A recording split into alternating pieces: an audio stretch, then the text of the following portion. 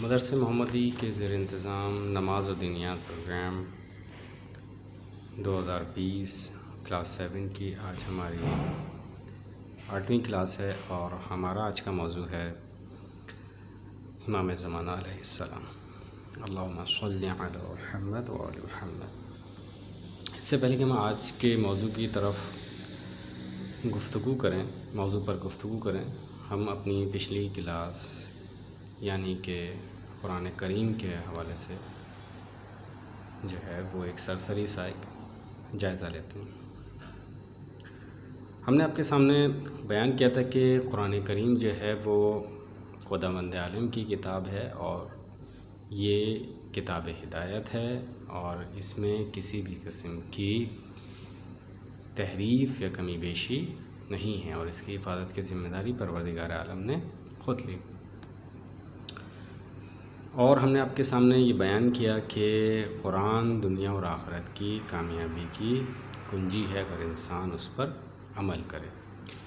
قرآن جو ہے وہ لوح محفوظ سے رسول خدا کے قلب پر شب قدر میں نازل ہوا اور عام انسانوں کے لیے 23 سال کی مدت میں جو ہے وہ عام ہوا۔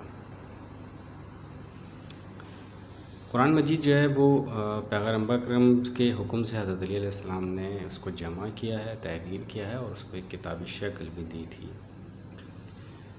اور ہم نے آپ کے سامنے بیان کیا کہ قرآن کریم جو ہے رسول خدا صلی اللہ علیہ وسلم کا کیا ہے، ایک دائمی معجزہ ہے۔ ہم نے کس عنوان سے آپ کو بتایا کہ قرآن جو ہے وہ ایک دائمی معجزہ ہے، تو اس پہ ہم نے آپ کو بیان کیا تھا کہ قرآن کن عنوانات سے جو ہے وہ معجزہ ہے۔ اس میں سب سے پہلی چیز جو ہم نے آپ کے سامنے بیان کی تھی وہ ہے قرآن کی فصاحت و بلاغت، یعنی اس کا کوئی جواب ابھی تک آج تک کوئی پیش نہیں کر سکا۔ قرآن جو ہے ہر لحاظ سے بلند مطالب اور ہر قسم کے خرافات سے پاک ہے۔ قرآن ایک علمی معجزہ بھی ہے، اس حوالے سے آپ کو بیان کیا تھا ہم نے۔ اور چوتھی چیز جو ہم نے آپ کے سامنے بیان کی تھی کہ قرآن مستقبل کے واقعات کے مطابق جو ہے وہ اپنی واضح اور دقیق جو ہے پیشن گوئی بھی قرآن نے کی ہیں جو پوری بھی ہوئی ہیں۔ یہ ہم نے آپ کے سامنے کچھ چیزیں بیان کی تھیں اور پانچویں چیز جو تھی اس میں یہ تھی کہ قرآن کی آیات جو ہیں آپس میں ایک دوسرے کے سے جو ہیں ان میں تضاد موجود نہیں ہے۔ قرآن میں کسی قسم میں کوئی آیت ایک دوسرے آیت کی تضاد نہیں کرتی، بلکہ ایک آیت دوسری آیت کی کیا کرتی ہے، تفسیر کرتی ہے۔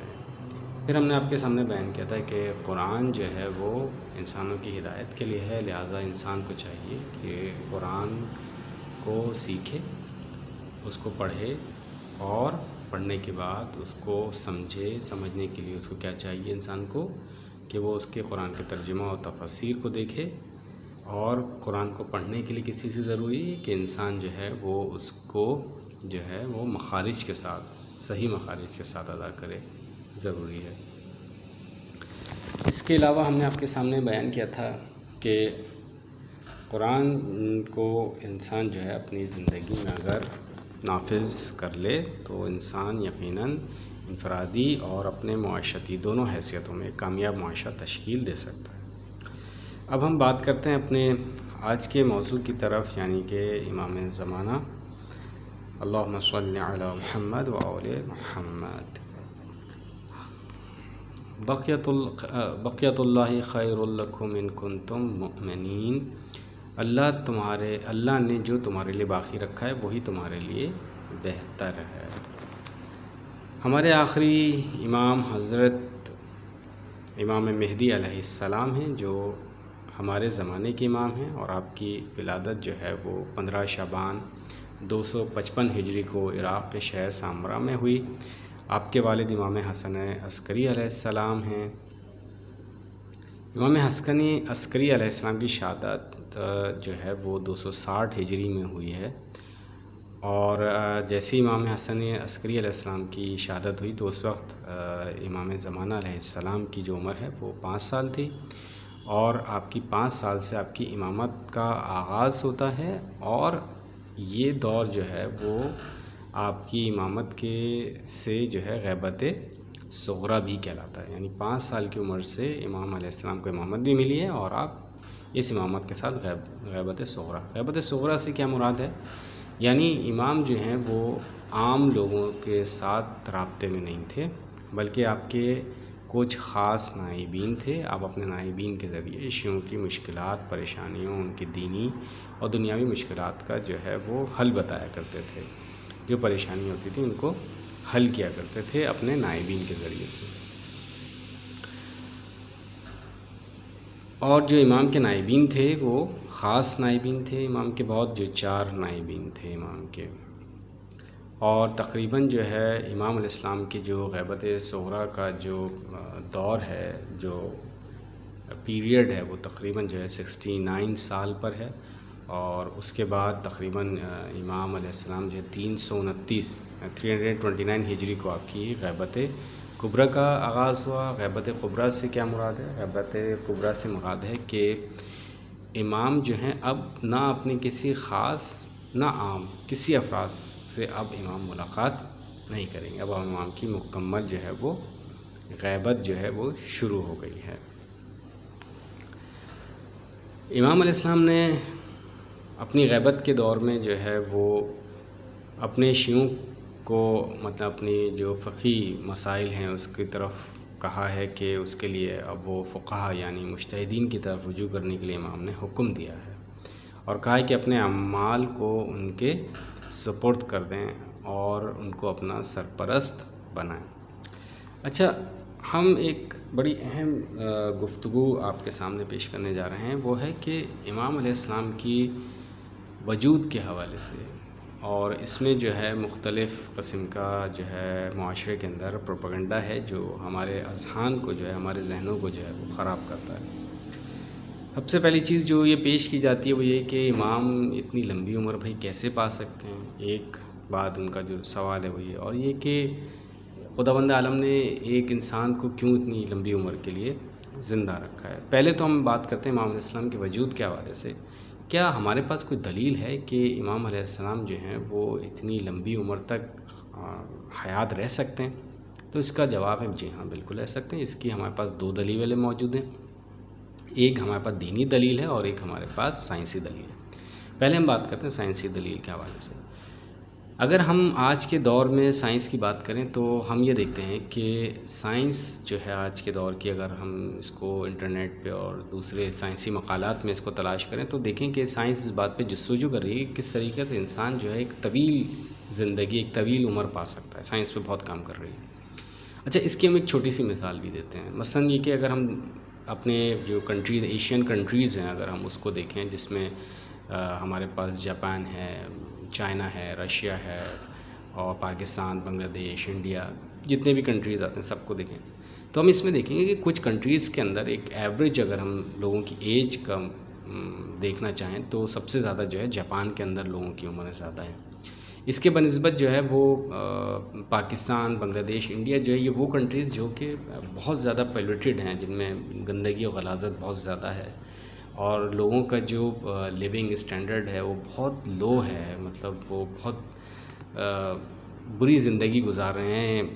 اگر ہم ان کو سائنسی رسپیکٹ سے بات کریں، میڈیکل رسپیکٹ سے بات کریں تو بہت جو ہے وہ بری حالت ہے۔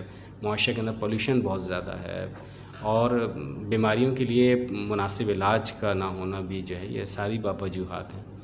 تو ان کنٹریز کے اندر جو ہے جیسے انڈیا، پاکستان، بنگلہ دیش جو ہے، ان کنٹریز میں جو ہے وہ لوگوں کی جو ایوریج ایج ہے وہ بہت کم ہے۔ اس کے مقابلے پہ جاپان میں ایوریج ایجز بہت زیادہ ہیں۔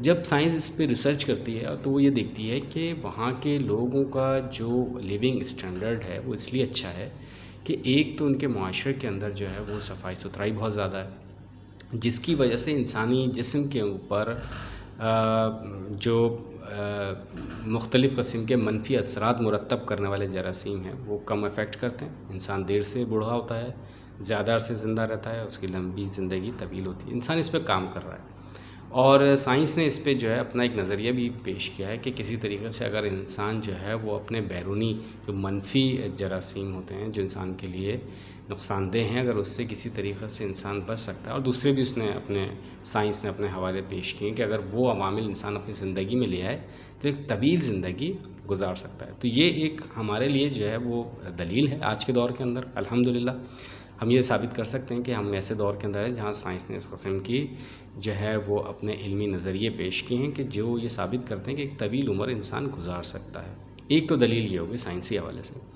دوسری دلیل ہم آپ کے سامنے پیش کرنے کی کوشش کریں گے جو کہ ہے اسلامی دلیل، مطلب ہمارے پاس قرآن و حدیث میں کیا کوئی مثال ملتی ہے کہ انسان ایک لمبی جو ہے وہ عمر گزار سکے؟ تو اس کا جواب بالکل ہاں، ہمارے پاس موجود ہے۔ ہمارے پاس قرآن کے اندر ایک ایسی شخصیت ہے جنہوں نے لمبی طویل جو ہے عمریں گزاری ہیں۔ ان میں سے سب سے پہلی شخصیت حضرت نوح علیہ السلام کی، جنہوں نے 950 سال خود قرآن کے مطابق انہوں نے اپنی زندگی گزاری، اور صرف یہی نہیں زندگی گزاری بلکہ جب طوفان آیا ہے حضرت نوح علیہ السلام کے دور میں اپنی کشتی میں، تو خداوند عالم نے ان کو ایک خاص طاقت بھی عنایت کی کہ دوبارہ وہ دنیا کی مطلب اس طوفان کے ختم ہونے کے بعد ایک تعمیر نو بھی کرے۔ یعنی اپنے بڑھاپے کے اندر خدا نے ان کو بھرپور طاقت بھی دی ہے۔ ایسے نہیں کہ بڑھاپے کے اندر ضعیف ہوں، کمزور ہوں، ایسا نہیں تھا، بلکہ بہت طاقتور قوی تھے تاکہ دوبارہ اس دنیا کی تعمیر بھی کر سکیں۔ ایک دلیل۔ دوسرا، قرآن مجید کے اندر جو واقعہ موجود ہے وہ ہے اصحاب کہف کا واقعہ موجود ہے، جن کو خداوند عالم نے 300 سال کی زندگی دی ہے، جو اپنے غار کے اندر 300 سال تک۔ حضرت عزیر کا واقعہ موجود ہے جو 100 سال تک زندہ رہے۔ اس میں کافی یہ انبیاء کی کچھ واقعات، کچھ اصحاب کہف کے اور حضرت نوح علیہ السلام کا واقعہ ہمارے سامنے موجود ہے، جس میں قرآن دلیل دے رہا ہے کہ لمبی زندگی خداوند عالم کے لیے کوئی مشکل کام نہیں ہے۔ اس کے علاوہ دوسری اور بھی دلیل ہے ان دلیلوں کے علاوہ کہ کیا خداوند عالم جو طبعی قانون ہے کیا اس کو بدل نہیں سکتا؟ تو ہم کہیں گے بالکل بدل سکتا ہے۔ قرآن نے اور تاریخ اس بات کی شاہد ہے کہ ایسا ہوا ہے کہ طبعی قانون جو ہیں، قدرت کے جو طبعی قانون ہیں، یعنی اس کائنات میں جو قانون ہیں اس کو تبدیل کیا ہے۔ مثلا اگر ہم دیکھیں رسول خدا صلی اللہ علیہ وآلہ وسلم کی زندگی سے اگر ہم دیکھیں تو شب ہجرت کا واقعہ ہے جس میں طبعی قانون کو تبدیل کیا گیا، یعنی رسول خدا گھر سے نکلے، چاروں طرف پہرا ہے، سخت پہرا ہے، رسول خدا اس پہرے میں سے نکل گیا، کسی نے رسول خدا کو دیکھا تک نہیں۔ تو کیسے ممکن ہے یہ ایسے ممکن ہے کہ خداوند عالم نے اس وقت جو ہے اپنے طبعی قانون یعنی دیکھنے کے قانون کو تبدیل کر دیا رسول خدا کے لیے، کہ کوئی رسول خدا کو پہچان ہی نہیں پایا کہ یہ رسول خدا ہے، اور رسول خدا باحفاظت اس جو محاصرہ تھا اس کو توڑتے ہوئے نکل گئے۔ یہ جو ہے وہ موجود ہے۔ اسی طریقے سے حضرت موسیٰ علیہ السلام کے لیے طبعی قانون جو ہے اس کو توڑا گیا، یعنی جب فرعون آپ کے پیچھے تھا اور اپنی قوم کو آپ جو ہے وہ دریا نیل کے کنارے پہنچے، تو حضرت موسیٰ نے جو ہے اپنا عصا جب دریا نیل پہ مارا تو وہ جو ہے دریا نیل شگاف ہو گیا۔ یعنی یہ قانون تھا کہ دریا بہہ رہا ہے، اس میں کبھی شگاف نہیں آ سکتا، لیکن کیا ہے حضرت موسیٰ نے اس میں کیا کیا، دریا کے روک دیا اس کو اور اس میں شگاف ڈال دیا، لوگ اس میں سے نکل گئے آرام سے۔ تو یعنی یہ ایک طبعی قانون تھا جس کو توڑا گیا ہے۔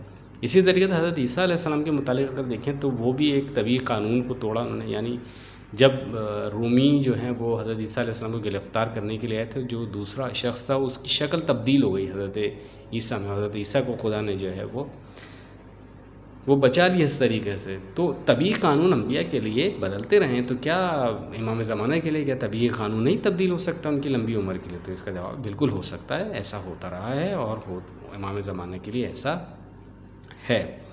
پھر اس کے علاوہ ہم اس بات کی طرف گفتگو کرتے ہیں کیا واقعتاً جو ہے وہ امام زمانہ کا وجود ہے بھی؟ تو ہم کہیں گے بالکل امام زمانہ کا وجود جو ہے وہ احادیث سے، قرآن سے اور اہل سنت کی کتابوں میں بھی اس کا ذکر موجود ہے۔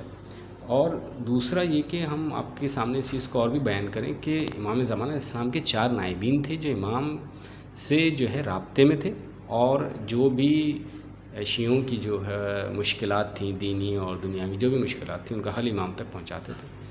یہ نائبین امام کے ساتھ تقریباً کوئی 70 ایئرز مطلب 70 سال تک امام کے ساتھ منسلک رہے۔ اب ایسا وجود جو کہ ہو نہ فرض کر لیں، اور اس کے کچھ 4 نائبین ہوں جن کا آپس میں کوئی رابطہ بھی نہ ہو، اور وہ لوگوں سے جھوٹ بھی بولتے رہیں کہ اور ان کی پریشانیوں کا حل بھی بتاتے رہیں، اور اس طریقے سے بتاتے رہیں امام زمانہ مطلب اس طریقے سے مدد کرتے رہیں لوگوں کی کہ واقعتاً ان کو مشکلات ان کی حل ہوتی ہیں۔ کیا یہ ممکن ہے؟ اتنے عرصے تک لوگوں کو جو ہے وہ بے وقوف نہیں بنایا جا سکتا۔ یہ بھی ایک دلیل ہے کہ امام واقعتاً ان کا وجود ہے۔ اس کے علاوہ ایک اور دلیل بھی ہے جو کہ اہل سنت کی کتب میں جو ہے تقریباً جو امام زمانہ کے عنوان سے جو احادیث آئی ہیں وہ تقریباً 400 کے قریب ہیں، مطلب اتنی تفصیل کے ساتھ احادیث جو ہیں کسی اور موضوع پہ آپ کو نہیں ملیں گی جتنے امام زمانہ کے حوالے سے جو ہے کتب میں موجود ہیں. یہ بھی ایک دلیل ہے. اس کے علاوہ شیعوں میں جو ہے وہ 6000 کے قریب امام زمانہ کے حوالے سے جو ہے وہ احادیث آئی ہیں، جو کہ ہم شیعوں کی کتاب احادیث میں جو ہے موجود ہیں. تو یہ اتنی طویل احادیث جو بیان ہوئی ہیں، یہ اس بات کی طرف اشارہ ہے کہ امام جو ہیں ان کا وجود ہے. اس کے علاوہ امام ابو حنیفہ نے جو حدیث روایت کی ہے رسول خدا سے، جس میں انہوں نے بیان کیا تھا کہ رسول خدا کے بعد جو ہیں 12 خلیفہ ہوں گے، اور وہ 12 کے 12 خلیفہ جو ہیں وہ رسول خدا کی طرف سے جو ہے وہ حدیث جو تھی کہ 12 خلیفہ ہوں گے. تو یہ حدیث جو ہے وہ تقریباً 270 طریقوں سے 270 جو ہے وہ تقریباً اس سے زیادہ 270 سے زائد جو ہے وہ احادیث مختلف انداز میں رسول خدا سے امام بخاری نے جو ہے اپنی بخاری میں، مسلم میں، ترمذی میں، اس قسم کی جو کتب ہیں اس میں بیان کی ہیں. تو یہ اچھا، اس میں ایک اور پہلو بھی ہے کہ یہ حدیث ترمذی نے جو امام ابو حنیفہ نے جو بیان کی ہے، ٹھیک ہے، تو یہ انہوں نے اس طریقے سے بیان کی، اتنی تواتر کے ساتھ حدیث یہ موجود ہے 12 امام کی کہ رسول خدا نے فرمایا کہ میرے بعد 12 میرے جو ہیں خلیفہ، امام یا امیر ہوں گے. تو یہ دلیل موجود ہے کہ آپ جو ہیں امام مہدی علیہ السلام کا وجود اس دنیا میں ہے. اور دوسری بڑی اہم بات کہ قرآن نے خود اس بات کا اشارہ ہے قرآن میں، بلکہ قرآن نے صراحتاً یہ بات کہی ہے کہ جو لوگ اس دنیا میں جو ہیں کمزور کر دیے گئے ہیں، خداوند عالم چاہتا ہے کہ ان کو اس دنیا پہ کیا کرے، جو ہے ان کو حکومت دے دے.